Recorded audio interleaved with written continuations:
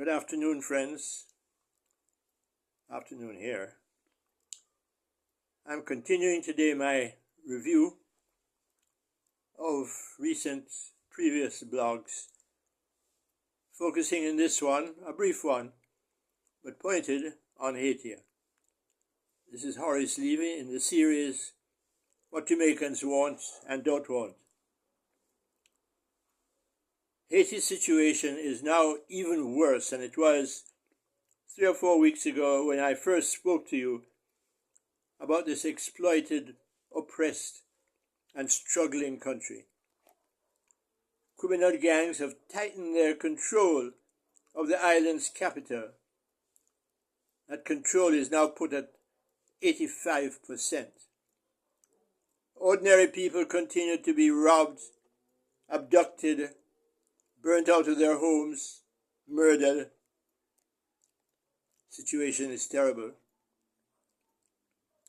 Children, thousands of them, homeless, suffering acute malnutrition and hunger. The very continuation of the situation makes it worse. But it's not even that I'm talking about. It's the fact that it reveals the failure of the remedy imposed by the US and its allies, the Kenyan police and the Artificial Council. The Kenyan police and their acolytes, Caribbean acolytes,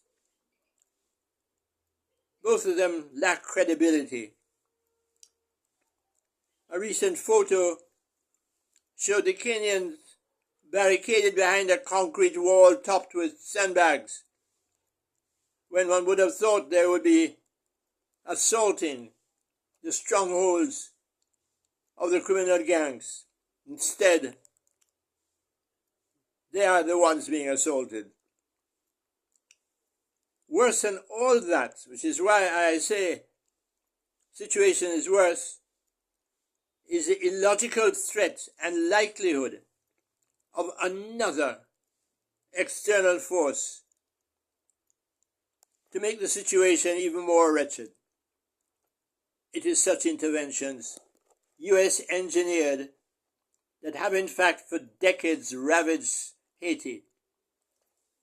In this one, since the US's reputation is now so bad it cannot openly lead another intervention, the proposal is, of course, for another United Nations peacekeeping force to front it. An earlier UN force of several that came to an end in 2017 introduced cholera into Haiti that took 10,000 lives and infected thousands of others. And the compensation that the UN finally agreed to pay, 400 million, only a scrap of that, 5% has actually come to Haiti. But now this new proposal for another UN intervention, thankfully Russia and China, with their veto power, blocked this proposal in the UN Security Council. So the US took it to the Organization of American States, the OAS. And of course, they got a unanimous approval of the resolution passed. Well, what I have to say about that is that Jamaica and the other CARICOM countries should be ashamed.